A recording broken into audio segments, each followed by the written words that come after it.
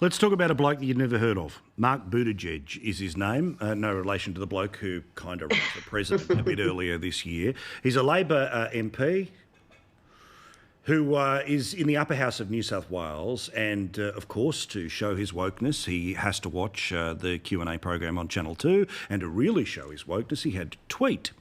And he tweeted in a discussion about Australia and China and confronting them about what's been happening when it comes to the virus, that Australia can ill afford to maintain its historical and biased preference for the US. China is our future. Hashtag Q&A. Now, I saw this on Twitter last night, Mark.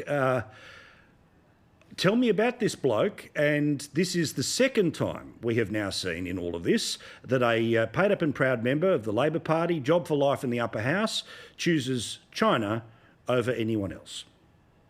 Yeah, he's the opposition whip in the New South Wales upper house on a bonus salary there, an extra $34,000 for whipping the Labor members, and he's the second one in that chamber to disgrace himself with really a unrealistic tweet or speech or statement about the role of China. What he's basically saying is, in the middle of the pandemic, Australia should ditch its relationship with the United States and go all the way with China.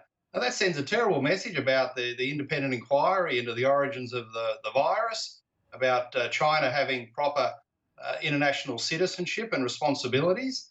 And the Chinese must look at that and think, well, geez, haven't we got a big hold on the Australian Labor Party? There was Dastyari, and then there was Shakette Mosselmain, who had to stand down as the assistant president in the New South Wales Parliament, and now there's Mark Buttigieg. And the remarkable thing is, like in years gone by, you sort of expect left-wing members of the Labor Party to come up with wild foreign policy interpretations, maybe some of them in the past sympathetic to the old Soviet Union or China, and on it goes. But these three I've mentioned, Dastyari, Mosselmain and Buttigieg, are all part of what they still call the New South Wales right. This was supposed to be the moderate, sensible ballast of a common-sense Labor Party.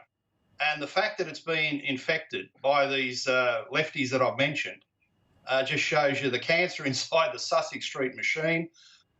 China's got them by the nuts. I suppose we know why and how. And these guys are just off the planet in terms of their public statement.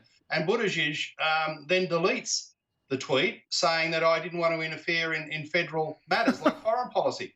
But the rest of his Twitter feed is just one long criticism of Morrison. He's all over federal matters. So these guys just can't resist a bit of the Chinese influence. And, geez, they really lost the plot, haven't they?